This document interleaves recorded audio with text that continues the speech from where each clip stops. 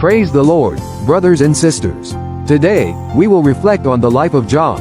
Job was a righteous man who feared God. He had wealth, a family, and honor. But suddenly, circumstances came into his life that he had never imagined. He lost his possessions, he lost his children, and he himself suffered severe physical pain. The man whose life had once been filled with happiness was now standing in the midst of sorrow and trials. But even in all these circumstances, Job did not abandon God.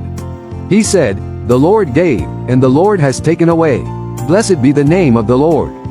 Job's friends believed that his suffering was the result of his sin, and they began to blame him. But Job could not understand why he was going through such suffering. He had many questions in his heart, yet he continued to bring his thoughts and questions before God, and he kept seeking the Lord until the end. Sometimes, similar situations come into our lives, situations that we cannot understand. We pray, yet we do not see an answer. We ask, "Lord, why is this happening to me?" But the life of Job shows us that even when our understanding comes to an end, God's power and his plan do not come to an end. In the end, God changed Job's circumstances and blessed him more than before.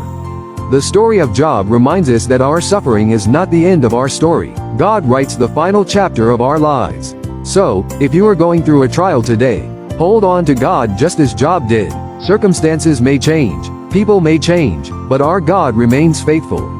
Lord Jesus, give us the strength to trust in you even during difficult times, just as Job did.